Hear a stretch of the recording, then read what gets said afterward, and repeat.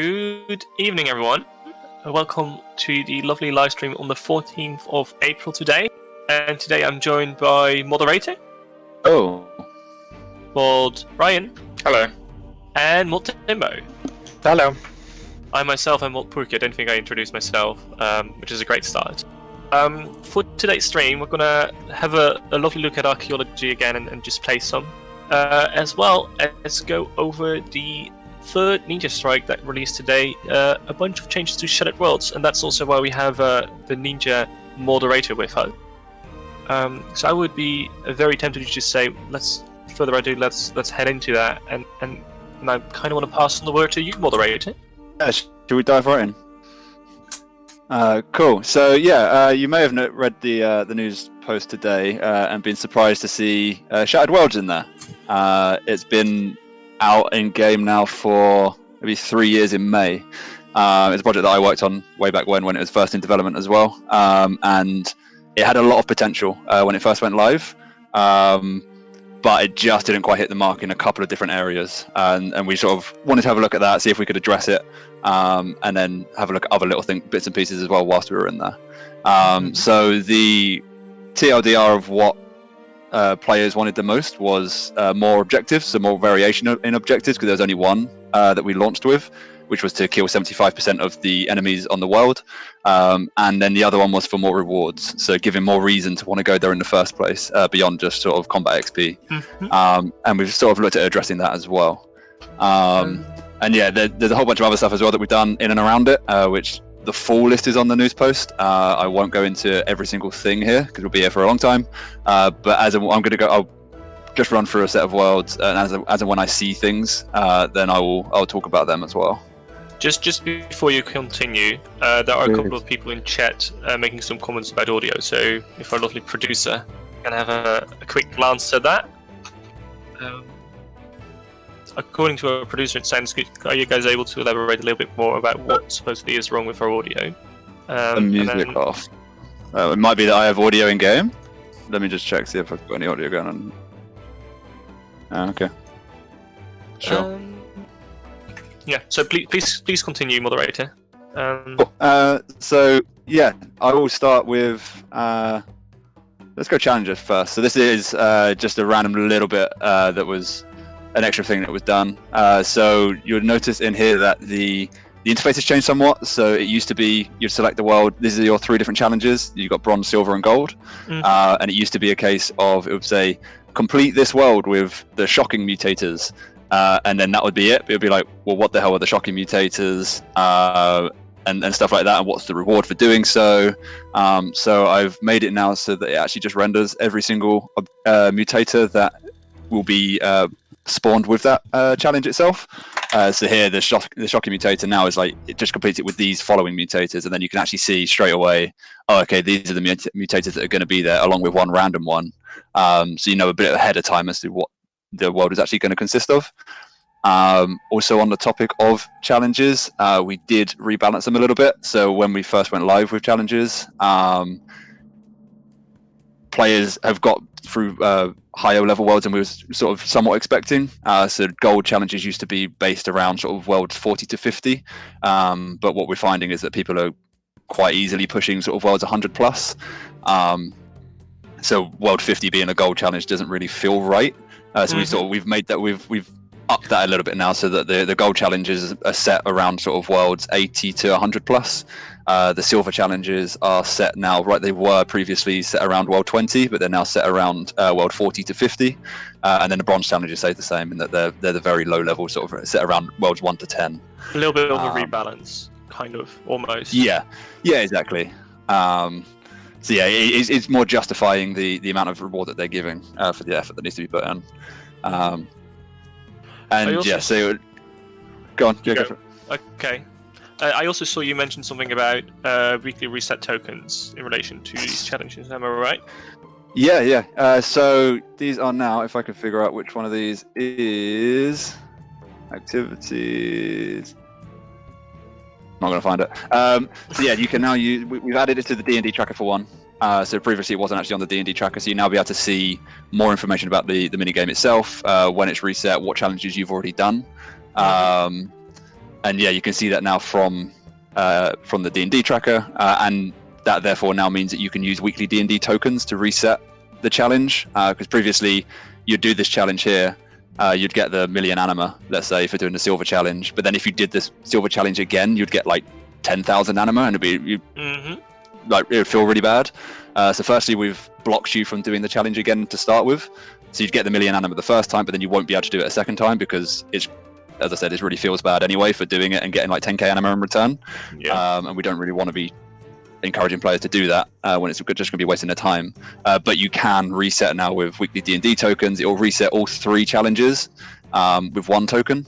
So your best bet is maximum value out of the token would be to do all 3 challenges first and then reset it, and then you could do all 3 challenges again for the full reward.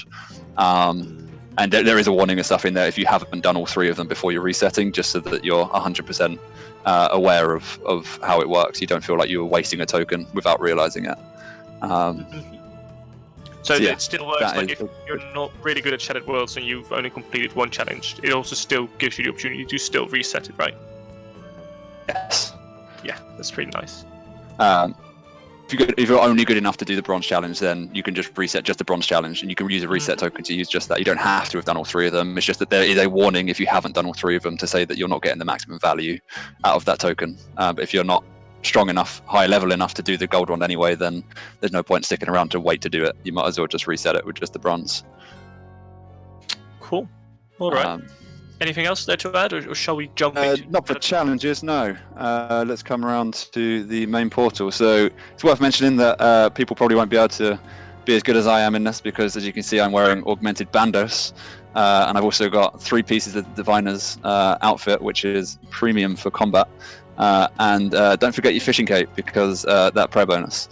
So, you probably won't be able to get as amazing hits as I'm about to get. And I'm also going to go on a low level world, because I'm going to die otherwise. Cool, so I'll just jump straight in. I will be forcing each of the objectives, so we can have a little bit of a look at each of the new objectives themselves.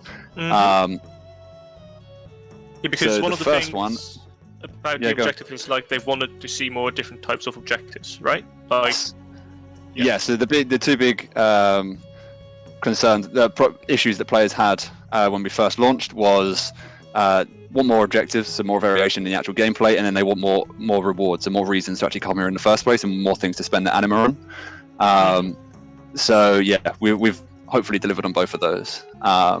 So if I just come in and start here, so there aren't any new maps, so don't expect any new graphical maps or anything like that. This is purely sort of content based. So you can see now that this is the old objective that was there before, but it was always kill 75% of enemies. But there's now a little bit of variation in that, where it's now between, I think it's 65 and 80%. So it just feels a little bit different, even though it's the same objective. Like, it still feels a little bit different. Sometimes it'll be a bit quicker, sometimes it'll be a bit longer. But overall, on average, it's actually quicker, just because the average of 65 to 80 is less than sort of 75. So yeah, a little bit of variation in that. Also, while I'm here, I've completely overhauled the minimized HUD. So previously there were drop-down menus for your positive mutators, your negative mutators. It had your time, it had the most recent mutator and stuff, but it just wasn't usable on mobile. And this view was way too big for mobile.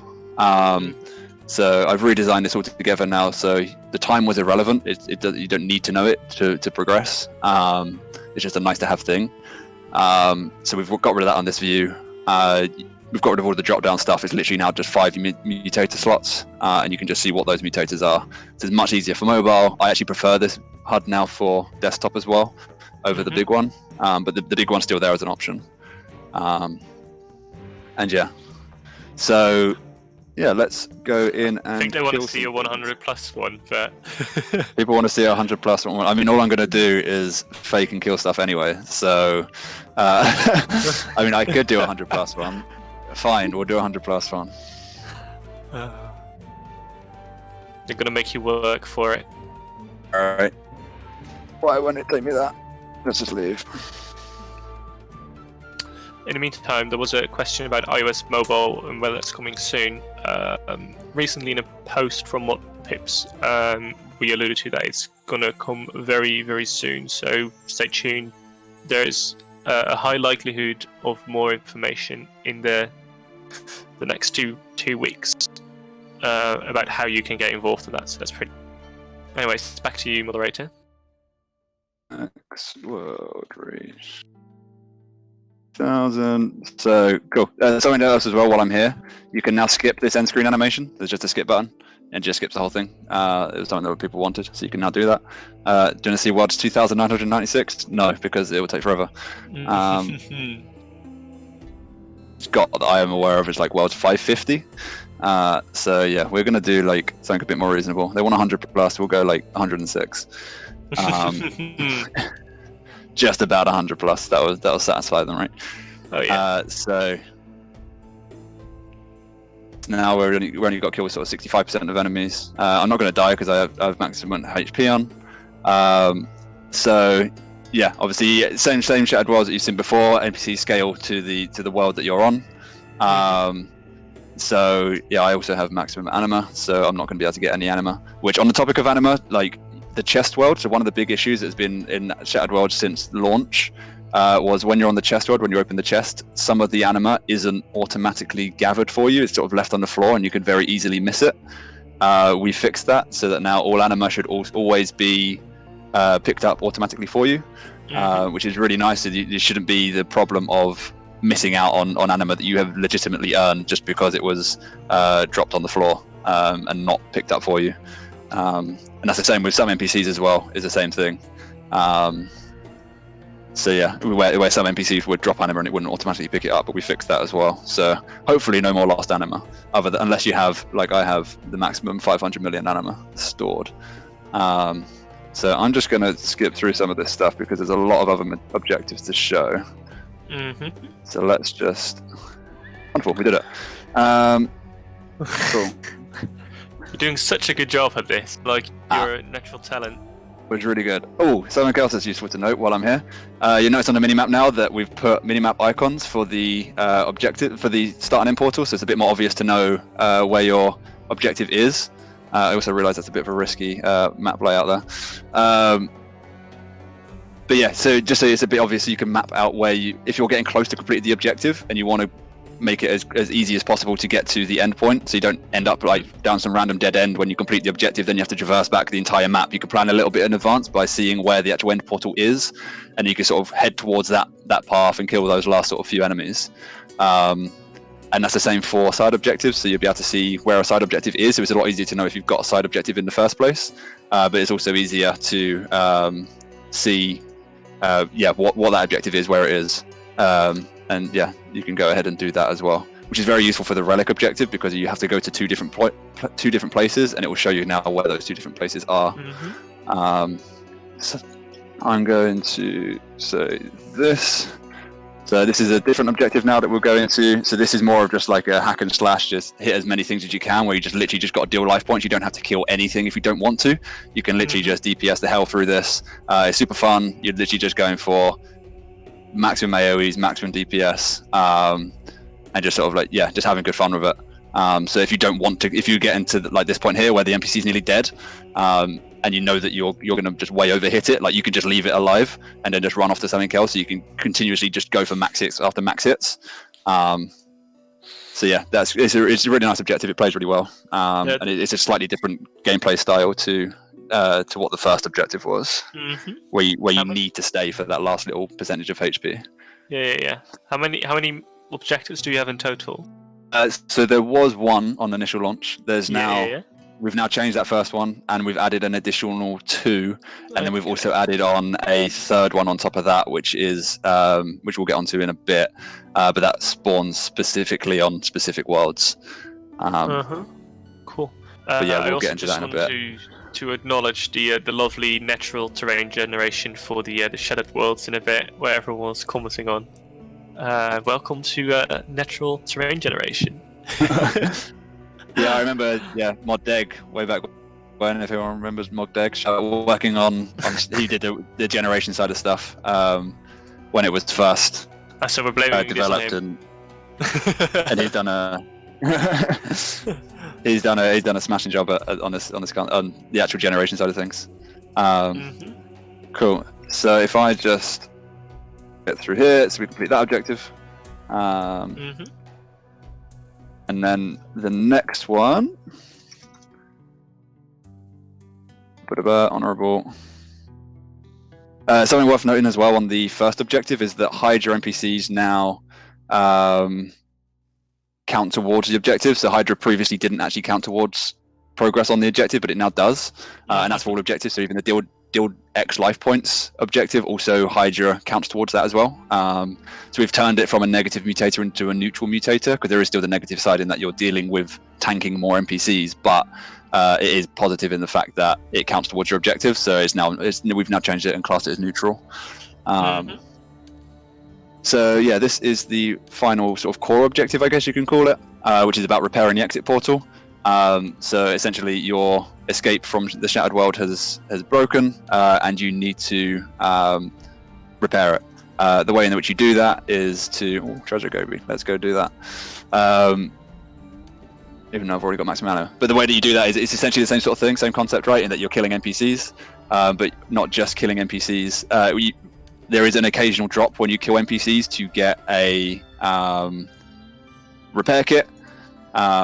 And then you need 3 of these repair kits in order to actually repair the broken portal, and then you can escape out of there. So if you get good RNG, that you can do this world like within your first 3 kills. If you get bad RNG, there is protection at the very end, like the last few NPCs. If you haven't got them all yet, you will guarantee get them, so you're not going to be blocked in here, don't worry. So yeah, it's another different variation on what the objectives could be. Now, I haven't had any yet. I would like to get one legitimately before I just skip this world completely, but I feel like it's probably not going to happen. The drop rate is somewhat favourable. It's not that bad compared to the amount of NPCs that are in the world. Have we changed the NMO rates as well with this update slightly? No, I mean there is an early bird bonus in that for the next 2 weeks until, is it still here? Until the 28th of April, you'll get an additional 25% anima. But we haven't actually changed how much anima you get. Like, it's already pretty quick for people that are doing the meta, which I think is worlds 81 to 85. Then yeah, you'll still be getting sort of comparable rates before and after. Because the actual length of time it takes to complete the objectives is pretty much similar as well. Obviously RNG can be on your side and make it a lot quicker. RNG can also be not on your side and make it a little bit slower. But on average, then it should be roughly about the same length of time to complete 5 worlds. Cool. And is that like, so we've not changed the rates for anima and stuff. Someone asked, have we made changes to the way it works, for example, on high level floors, whether we've changed the mob defense values, or is that all still the same as always been? Mob defense values are the same as always been. It does cap out. I think it's world 150 it caps out, and it doesn't get, and the defense doesn't get any scale any higher than what you get on world 150, all the way up to world 4000 if ever you get there. So it's only their offensive stats that sort of scale and their life points that scale at that point beyond there. But yeah, their defensive stats scale all the way up to, I think it's world 150. Cool. And then yeah, you can see I got one of the portal repair kits. So you just need 3 of those. Obviously I've got some progress as well towards that. Let's kill some stuff. There are just a quick interception. There are a couple of people asking where is archaeology. We will jump straight into archaeology after, just show you the changes we've made to Shattered World, and we've also got more Timbo and Ryan to accompany us for that. So we'll get there in a second. If you've got questions, feel free to already chuck them in chat, so we will add them and we can start addressing them. Please keep going. So, cool. Something else that players may not be aware of is that if you complete worlds super quick, then you actually skip a number of worlds. So it was to help sort of when you're over leveled in the low level worlds, you can just blitz through them and get up to the high level worlds, which is more to your level. But the way that was done before was that it would only check if you had done it quick enough when you actually get to the end portal, which, as I mentioned earlier on, like you could finish the world and be like the complete opposite side of the map, which seems really harsh when you've technically completed the objective like way before, but you've had to run all the way across the map. So we've changed that now so that the actual check for skipping worlds is done when you complete the objective, not when you get all the way to the end portal. Obviously for this specific repair the portal one, you have to be at the end portal because you have to repair it and that's the end of it. But the other ones, it'll be as soon as you've actually finished it. Cool. Unfortunately, I did skip through that. I shouldn't have skipped through that one actually, because that was the thing I wanted to show. But I can get back to it in a second.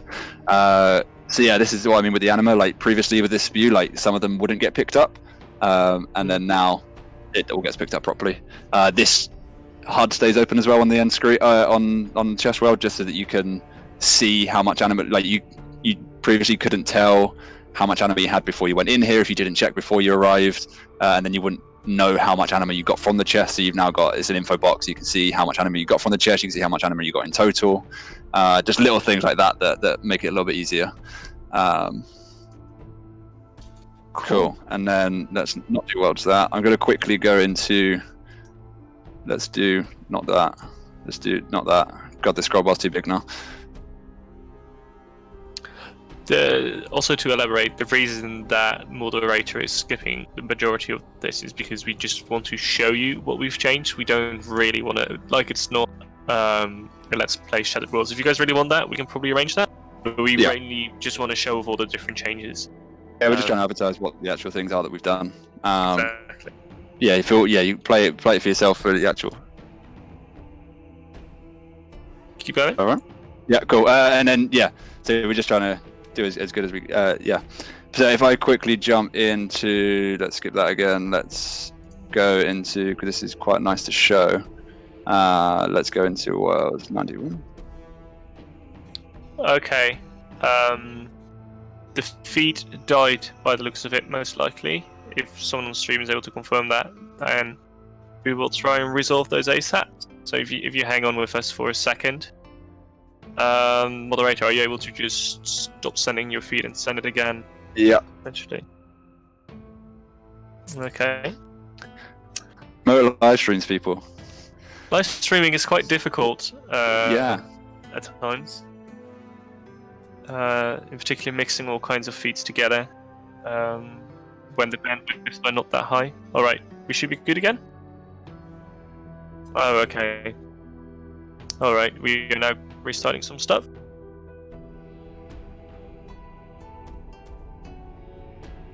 We are now trying to fix it, so we're doing a bit of talking back and forth with our producer. You guys can't hear our producer. But we can hear him. So if we're talking into a ghost, that's what we are actually doing. We're talking to a ghost. That's what we're doing. We've not gone insane yet. We are trying to fix the feed that is frozen right now. So stay with us for a bit, and we're sorting it out. I believe moderator is refreshing it right now, so hopefully it's going to be picked up in a second again. Picked up. I just right-clicked and done display 1 again. Is it picked up? There's no refresh. Currently we're switching to a free cam man on the side as well to give you some other footage. Look at how cool we are here.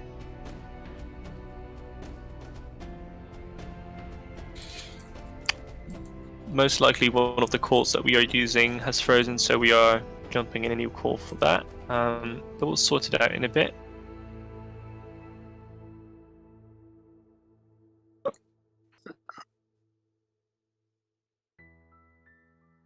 I'm trying to get there. Cool. If you've got any questions, whether it's by Shattered Worlds or Archaeology, just put them in chat and we'll go from there. So we can already bank them and start getting them in our script so we can bring them up or in our talking line of order or whatever you want to call it. Can you repeat that again properly? Sorry. Kind of just like that, I do appreciate how our producer is still able to send out a different rolling camera feed while also trying to fix the issues, so big props for that.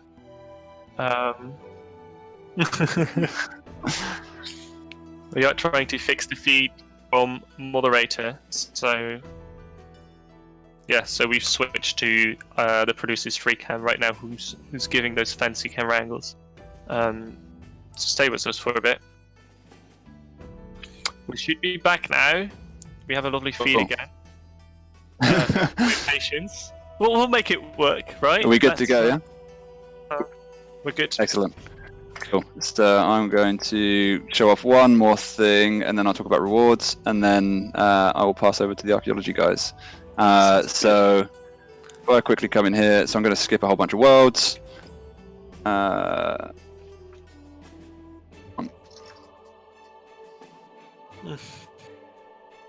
And then if I go and do that.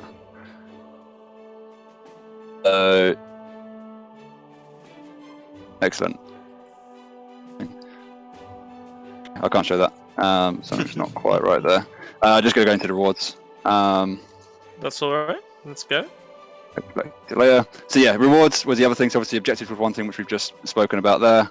Rewards was the other big issue that players had, given a reason to come back. Obviously there already are a lot of rewards from Shattered Worlds, from cosmetic. We try to cover a lot of things like cosmetics, gameplay stuff. So you've got your abilities, you've got Bladed Dive, obviously the big one as well, the big reason people come here in the first place, and then you've got your pets and stuff like that. They all stay. Slayer masks are all still there.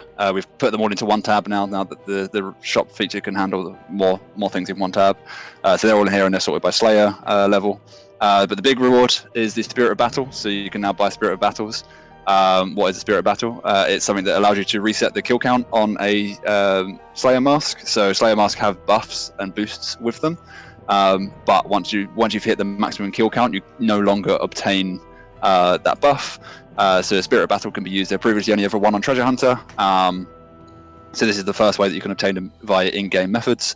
And then by resetting that kill count, you get access to that buff again, which is things like, I think you get double loot every 10th kill, you get more XP, more Slayer XP, more damage output and stuff like that once you're wearing it against the correct NPC. So the Mask of the Abyss, you have to be killing abyssal creatures. So yeah, Spirit of Battle's in there, that's the big one. We've also got 3 new titles, which I'll show you in a second, and also teleport as well. So you can quickly get back to Shattered Worlds rather than have to teleport to Lumbridge or whatever other methods people use, and then running down here, you can just buy a teleport to get back here quickly. And then titles, not that one. You got the Abyssal Knight? In the meantime, I'll ask you a quick question. For the bosses that are being added to Shattered Worlds, do you still need to bring like anti-fire or like all the different gears in order to fight those bosses? So there's no boss that requires anti-fires. We were going to add KBD because it has no real mechanics, but because we didn't want to force people to need to bring anti-fires with them in their Shattered World setup, we decided to not bring KBD across. Bosses that have mechanics keep their mechanics. So, for instance, Chaos Ellie removing equipment from the player, that is in Shattered Worlds as well. So that will happen. So they keep their mechanics, but which is why we've only done sort of the more basic bosses. You've got God Wars Dungeon 1, excluding Nex. You've got all the Barrows Brothers, excluding Acrosay. You've got what else is there? You've got the Dagon of Kings. And I feel like there's one more. The Chaos Elemental. So they've all got like, they're not the God Wars Dungeon 2 bosses where they've got like environmental based attacks, or like racks, which has got like environmental based attacks, where it needs to be in its environment in the game world to actually work properly. Like, we haven't brought those across for that reason, because we want them to be the complete boss experience, just within Shattered Worlds itself. And something that came up on Reddit as well was, do they scale to the world? And the answer is yes. They're a little bit stronger than what you'll find than the actual rest of the NPCs on that world, right? So if you're on world 1, then the NPCs are sort of like level 10, but the boss might be more like level 15. Okay. So it's stronger than the other mobs that are there, and it's got more HP and a little bit more defense. So yeah, it's just a tankier boy that you've got to beat. But yeah, title side of things, you've got the Abyssal Knight, Animaniac, which is obviously based on not a reference at all to the cartoon, and Abyss Diver. So yeah, you've got the 3 different titles to choose from, all different colours as well, trying to represent the different colours that you find sort of within Shattered Worlds, sort of within the Abyssal Knight's armour, the colour of Anima, and purple, because I think that was just because purple. But yeah, they're the sort of new rewards as well that you can get for doing this content. But again, 25% bonus Anima up until 28th of April. Something that would be useful to jump on if you want to get that Bladed Dive. Anything to add, or can I jump back to the bosses quickly? Go for it. Yeah, go. Cool. do you have to bring multiple textiles, or can you, for example, Carriera, I hope I'm pronouncing it right, I'm terrible with my pronunciation of some of the bosses, is immune to melee at times? Does that mean you can't use melee against that boss? Yeah, so I did chat earlier I'd confirmed the details for at least a couple of the things. So Dagonoth Kings was the one that came up as well on Reddit of do I need to bring the switches for that? And the answer was no. You don't need to bring the switches. You should just be able to use whatever it is that you bring with you to attack them. Cool. And do they count towards pet counts and boss kills? No. They shouldn't do anyway. Otherwise, you'd just be grinding that world 1 to 5 and getting a ton of boss kills. And they're completely separate. They're the same NPC visually, but and mechanically, but like they're different in terms of it's not the real boss, right? Like Shattered Worlds is all about like abnormalities in terms of its theme. So it's not really technically the real Grador. It's generally Grador rather than General Grador, for example. All right, cool. Thank you very much. Anything else you want to add on Shattered Worlds? No, big shout out to the rest of the ninjas that worked on this. Breezy, Kaylaya, I don't know how to pronounce it, sorry. Kayla. It works, yeah. Ninjas that worked on this as well. Yeah, it's cool. If you've got a ninja suggestion, please submit them to the Ninja Dojo, which I think is rs.games/ninja, and then you will be brought to the Ninja Dojo as well. And if you've got a suggestion for a ninja strike, like a bigger area they should capture, or you're very keen and you'd like them to pick some up, let us know about that as well. And the ninjas will look over that and go over it in due time, I imagine. Yeah. So we are listening to the community a lot, right? Cool. All right. Thank you very much for that, moderator. Thank you for representing the ninjas as well. And then we'll make a switch to archaeology now. And we'll get Mott Timbo and Mott Ryan back. They're still here. Are they still here? Hello. There we go. I'm still here. Yeah. Cool. Let's go for let's aim for a flawless switch into the archaeology realms. We said we would be on world 83. So we're going to move to world 83 instead of world 23 where we initially were. So if we can all hop world to world 83 as well, then. Well, we'll make it work for you, our producer. I'm sorry. It's even in a stream title, so we're going to move to World 83. And we're going to do some archaeology there, as well as answer the questions that have come up, as well as do a bit of a recap of what has been, of what changes have come as part of today's release for archaeology. And I would suggest we just start with that, in all fairness. So... Mod Ryan, would you be able to elaborate a little bit on what changes have actually been part of today's release for archaeology by any chance? That is a great question. However, I'm not entirely sure of all of the ones that went out today because there was a lot of changes that we've done, but not all of them made it into the release. So we're hoping that some of those will be in the update next week. I don't know the list. I can open the patch notes and have a look. Well, I'm already opening the patch notes for you as well, so I'm happy to take you through them slowly. You can elaborate where you want, if that works for you. Do we want to start about the Inquisitor stuff? Well, Ryan. Yeah, I guess. That's the one that got a bit of confusion earlier today because we missed it off the patch note, but it is definitely in game today. Yeah, so the changes that were made, I believe Mod Ramen fixed some of the stuff that was broken with the staff. I couldn't tell you the specifics of it, but I know that I believe it was to do with the abilities or autos. Yes, correctly. So cool. Yeah, do you have the patch note open? Because then I think it's probably I should follow you when you go through them instead of me, because that probably makes it easier for you. Yeah, sure. I'm just having a look now. I'm gonna make it work. Yeah, so in terms of the archaeology patch notes, we put out we were working on some of the stuff that was raised last week. So of course when things came up last week we tried to work on them when we could, didn't meet. It meant that not all of those things could go out because the process of we have to fix something and then needs to go through QA and then needs to be put into the build, and there's a process to getting it out.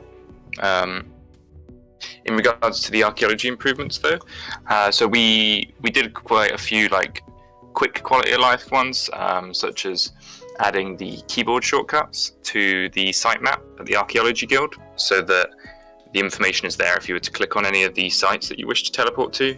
Before it was only on the tooltip, which was a little confusing, a little easy to miss, because we noticed that a lot of people didn't know that there were keybinds on that interface.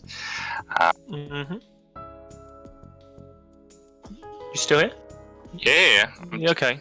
And and so in terms of the other ones that are probably worth noting, we made sure that a couple of we cleaned up a bunch of things. For example, the name of the restoration, it was called the restoration station inside of the MakeX interface. We updated that to be called an archaeologist's workbench to better represent what the location was that we were interacting with. We also made sure to change some of the things that we mentioned on the last live stream, I believe, of making it so that relic powers are the priority if the effect is the same. So we made the Darok's armor prioritize its set effect over the Berserker's Fury relic power, as that armor's effect is slightly different. But yeah, I think that we could probably talk about some of the changes we're going to be making. It's probably a bit more interesting than the changes that have already been made. Yeah. I mean, I think both are somewhat interesting in both directions. But yeah, that works. Yeah. For those wondering, we are currently in World 83, or Kharid-et, and I'm bringing a portable deposit box as well there. So if you all want to skill there with us, that's much appreciated as well. But yeah, do you want to take it away, and do you want to mention a couple that are coming up as well then, Ryan? Yeah, sure. So some of the ones that didn't make it into the update today that I think a few people were expecting, fingers crossed, most of these will be in the next week's update.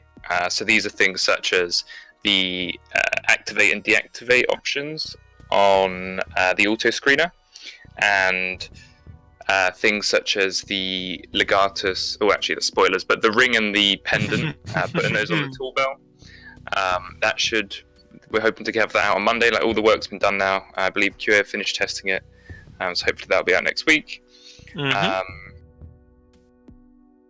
And then something else that I've just finished working on, and I've had various chats with various people across the RuneScape team, is making the material storage viewable from the journal. So you'll be able to be at a dig site and open up sort of an interface where you can see all the materials that are in your storage container, and then you'll be able to see that what you need to get, I guess, because at the moment some people have raised the issues where they're out at a site and they know that they need more of a material, but they don't know entirely how much they need. I could probably get a screenshot of what that looks like later this week, maybe tomorrow. Cool. Do we want to quickly? So there's a lot of people asking about the Ripper Demon. Do you want to elaborate a bit on what we talked about last week and sure. kind of where that's at? So we're making sure that, I think I posted this as well, but we're making sure that the changes we make are the right changes. So we've been running a lot of tests on making sure that what we want from the Ripper Demon is what we're going to release with the changes. But ultimately, at the moment, I believe ModCell and ModDays have been looking into it today some more. And they're looking between the various different things that the Ripper Demon has. So the auto attacks, the special attack, and then the passive, and just looking at all of them and figuring out where we want the Ripper Demon to sit. But yeah, I'd be looking to get that out, of course, as soon as possible, but no guarantees on when that will be. There's some other ones that I know that we have done that fingers crossed will be next week. Like I said, I can't give exact dates, and I don't want to as well, just in case we can't get them out.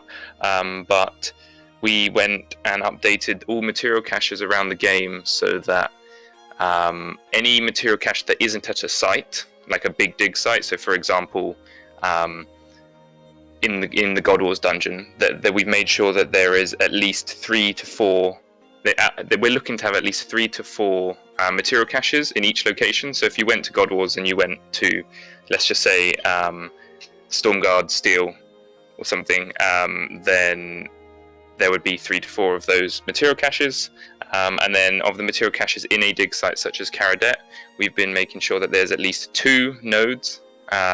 So if you were to find Tyrian Purple, there's at least 2 nodes within a site. Mm-hmm. So this is what we're doing first. Let's see how this goes, see general feedback on that, and then, as I've mentioned before, continue to monitor.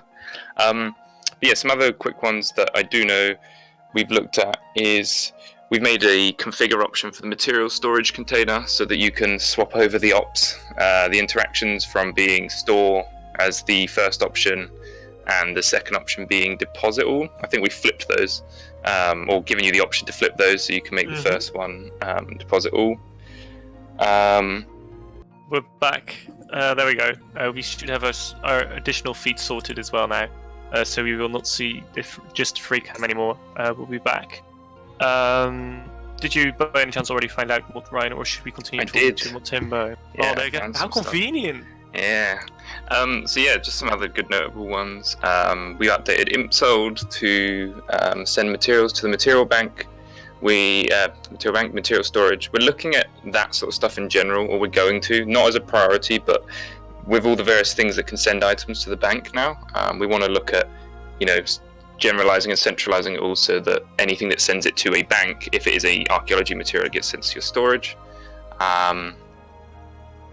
Cool.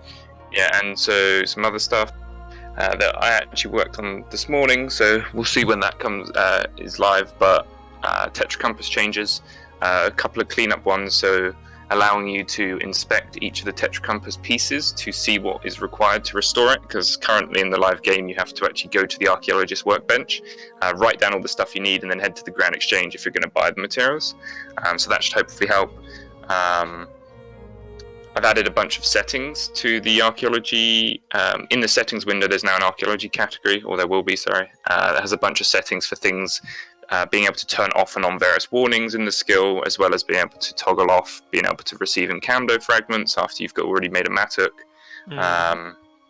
Just some notable ones. And I also know that we have looked at enabling the level 20. When you have an augmented item that's level 20, certain perks have a higher chance of proccing. This isn't currently live for Fortune. However, we've made the change to make sure that Fortune has this increased chance when you have a level 20 augmented item. Cool. Shall we just go over the one about the drop rates, and when we will address that in the future? Because a lot of players are asking that right now again. Why? And when we're going to release them? Yeah, because we don't want to give them out just yet, right? No, it's a month after release. Yes. So a month after release, we'll come back to that. When we started releasing drop rates for stuff, we said it would be a month after for new content for drop rates to come out. So we'll wait another month. We'll wait until the 30th of April, which is Thursday. Cool. Last day of the month. Put a reminder in your calendar for that, I'd say. Sure. Cool. Someone in chat was asking as well, and I think this is a nice one for you as well, Montembo. So right now there is a relic which you can combine with the ring of the luck of the dwarves, and then you can kind of activate this relic, and you'll get the tier 4 luck. Correct. Would we consider doing something similar with the Hazelmere ring? Maybe in the future. Maybe in the future, but we are not currently doing anything like that, and there are no plans to do so right now, but it is something we could potentially do in the future, right? Yeah, there's no reason why a different bit of content couldn't do a 5th Hand of Glory. Is there a reason we've purposely not done that? No. Okay, I was just genuinely just curious. Cool. I saw also a couple of people asking about bank space. With Archaeology, there are 50 additional bank spots, and there are currently no plans to increase that even more, because we think that 50 is more than enough for Archaeology in general. That's what I've got there. Let me see. there are a bunch of questions being added as well. We already talked a bit about the caches, so by adding these additional excavation spots for caches, we hope to alleviate the problem and therefore kind of resolve it, hopefully. Am I right in saying it that way? It depends what you mean by problem. Because we've said it before, but material caches are designed in the way they are because that's the way they need to ensure materials stay relevant and profitable. Mm-hmm. The changes we're making is to try and alleviate it a little bit, but I wouldn't expect wholesale changes to material caches, such as personal spots or them lasting for X seconds and that sort of thing. Mm-hmm. So it depends on my problem. It depends. Obviously, players would like to see more material caches last longer, etc. But that is not the intended design of the skill. 50 is not enough according to a lot of players, but yeah, no, it makes sense what you're saying there. I mean, it's probably worth clarifying a bit. I think you said 50 is enough for all the archaeology items. It's not enough for all the archaeology items. There are more items in archaeology, absolutely, but yeah. You have to forgive Porky's Dutchness. I'm just very direct and I phrase things very directly, but I appreciate that. I mean, a lot of that, like a lot of the materials you can already chuck into your material storage as well, which is quite convenient. I think the main thing that they are talking about is their artifacts that they have to store in their bank. I think we already talked about this, but we did talk about the potential like an artifact storage, and there are no plans to do that, right? Yeah, I said no last time. As a very blunt, short answer. The longer answer is yeah. There is no longer answer actually. It's a no currently. It is just a no. I like that. You've got a bit of the Dutch bluntness there. It's pretty good. So please tell me if I'm wrong. But Tetra compasses, if you get the rewards from them, they will go to your bank, right? Yeah, they can do. Yeah. Are there any plans to make them go directly into your material storage? Or is that not on our view right now? Things to look at. It's not on our things to look at. We could potentially change it. I think that in the case of a Tetra compass, I mean, yeah, we could change it. I think that by default, it not going there is actually somewhat useful as well, because then you get to see in your bank all the materials you've gained from the various Tetra compasses. We could do it. If we were to do it, I feel like we'd need to add a toggle, because I feel like there are a lot of people who wouldn't want to see it, because it's easier, like if you're mass opening, say 10 of them, to see what the output is, if it will get sent to your bank. Mm-hmm. I mean, it will feel more rewarding, because you suddenly see like all these items in your bank, and whereas if they stack on existing things in your material bank, then you might not be aware of everything again. Of course, you've got the screen with all the rewards, but it will completely feel different. I can get that. Hold on. This is a maybe more technical question, but is there something you are able to elaborate on this, Ryan? How does the hone peg interact with precision and focus, and how you gain soil in any way? The honed perk only affects the material rate, because it affects your focus. Focus being the one which ultimately says whether or not you are successful at excavating or not, and if you are successful, that's when you'll receive a material and a chance at one of the many extra rarer items such as Tetra compass pieces. Mm-hmm. Cool.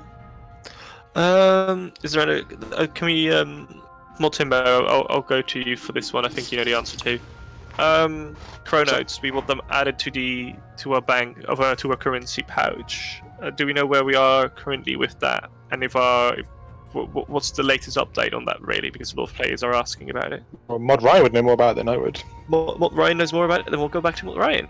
The latest update on that is that so we actually had sprint planning today to plan, which is essentially to explain to you guys, is essentially us planning what we're going to do for the next sprint, which our sprint's 2 weeks long. And in this sprint, I have a job to investigate and potentially implement the chronos to the currency pouch. So it is on our radar. We are looking at it, but because it's only just being like properly worked on now, you wouldn't expect it like next week, maybe the week after. at the earliest. Cool. All right. That is some. I'd like to see it as pretty decent news.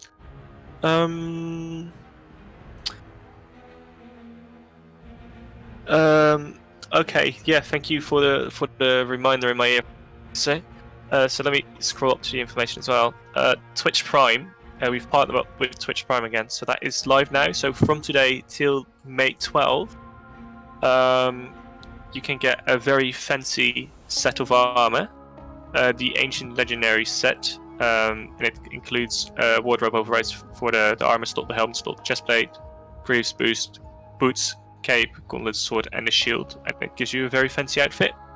I don't know if we can already find someone who has claimed it with their Twitch Prime and is wearing it. I don't think so, but if someone could, that would make it very cool, so we can also highlight it on the Freak Cam. So how can you redeem the Twitch Prime loot?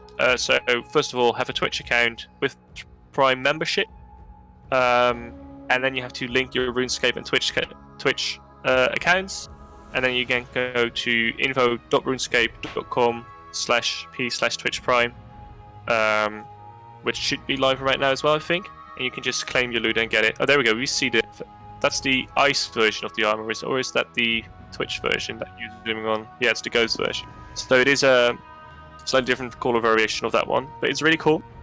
So yeah, fancy outfit if you're a Twitch Prime user. So definitely claim that if you want, I would say.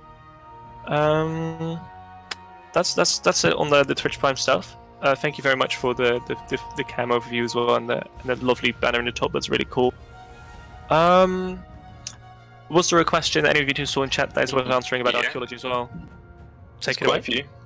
So someone has asked about 100 times about the dummy in the AOD.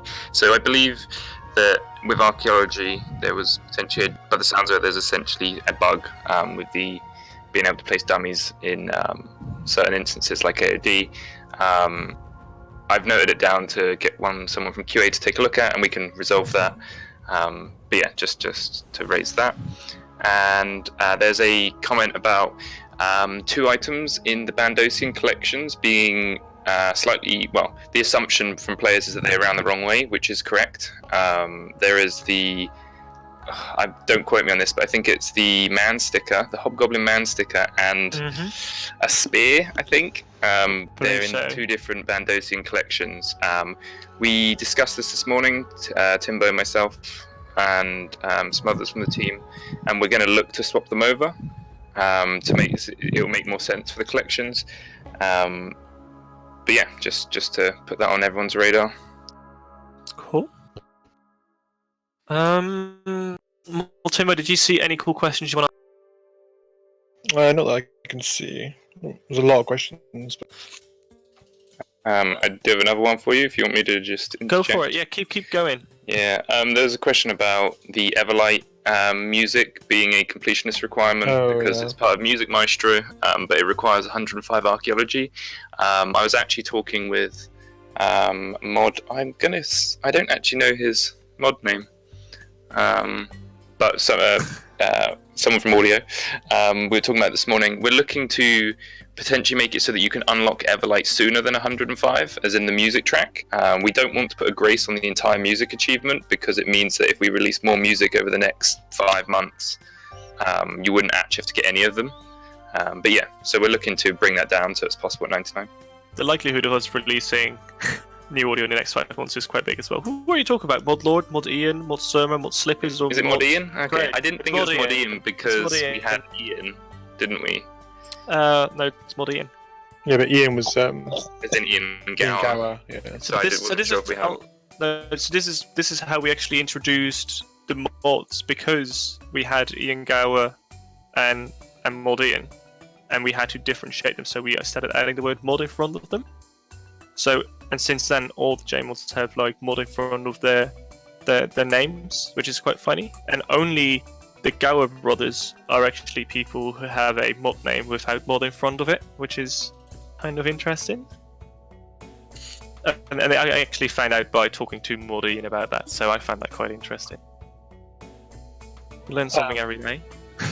There was a question about Inquisitor Inquisitor staff pieces not dropping in order. That is 100% intentional because they're tradable.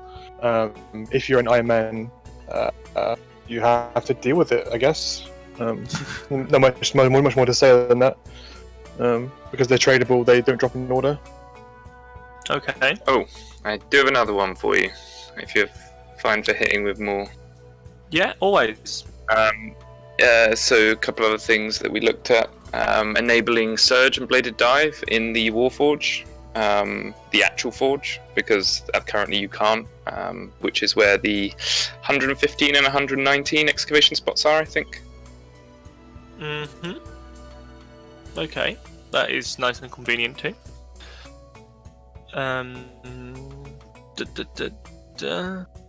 Someone is asking again, where do you make a ninja suggestion?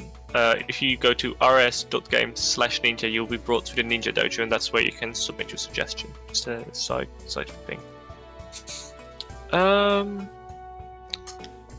Let me think if there's another, or let me see if there's another, and if I've got one on my script that's been added. I see a couple of people asking if we can also add the auto screen to your tool belt. Yeah, we have no plans currently to allow you to add it to your tool belt. Yeah, that's the short. I think if we were to do that, you can almost have everything on your tool belt for archaeology, right? So, we're not that many items that you would have in your inventory. Yeah, we're not going to, because part of it's part of the reason it exists is to make you use up an image slot or one slot. There should be a trade-off to using it, right? Yeah. Even though there is one, you will not get XP, but yeah. Another one. I'm also conscious of time, so if there's another one that you're really cool on answering, then I suggest you answer that, and then we'll slowly go towards the closing as well. No, I think it's good. I think it's So good. There's a question. I do have one more. Sorry. Someone asked if you're making random blueprints at the workshop, if you can get duplicates. You can't get duplicates of the untradeable ones. So if you made an untradeable blueprint, and then say for example it's the gizmos, the untradeable gizmos, and then you make a random blueprint, it will not give you the untradeable gizmos again because it knows you have it. That's not true for tradable ones, of course. You can roll the same random and get the same tradable one over and over again. But yes, we make sure that we don't give you duplicate untradables. Cool. All right, I'll do the quick fire round because when we said that there were a lot of questions in the chat. One is about if we're going to add the necklace and the ring to the tool belt again. The answer is we are working on that. The drop rates will be coming near the end of the month because we'd like to keep them secret kind of for at least a month. Is there any news regarding the augmented metals and whether you'll be able to use them for the methods of space and time? There is no update on that, but it does keep coming up. I do have it on my list of things to look at. The thing is, of course, we've been going through all of the feedback and taking sections of it and trying to get out the things as soon as we can for prioritizing. But yes, I mean, I'd like to go and look at and investigate it. I don't know the viability of it right now, but I'd like to look at it. But don't expect that anytime soon, is the short answer. Cool. And then I want to answer on a bit of a cheeky one to you, Mod Ryan. Did you do something with your trading sequence? I did, yes. There was a couple of people on stream who were looking at it before. There are a few people. It's probably on Wiki now, but they have got to the final stage so far. Okay. The next step comes with my next update, which is I can't tell you. But until then, yeah, there is a thing in game. Cool. Thought I'll just finish on that one. In that case, thank you all for joining. If you still see a question, always interrupt me as always. Thank you all for watching. Thank you, moderator, for joining as well. I know you were still doing some archaeology and you were being our gameplay footage for the day, which is greatly appreciated. Modspear on the producing side, thank you very much. And Mot Ryan and Mot Timbo, thank you for joining as always. No worries. If you've got questions for them, just tag them on Twitter and ask your questions, and they'll try and answer as many as they can. But with further ado, and I've been looking for a good goodbye phrase, and then a friend of mine suggested this one. So this is going to be a good one. It's my first name is Luke, so I'm going to say look after yourselves, and catch you all later. Jeez. Bye, everyone. Bye bye.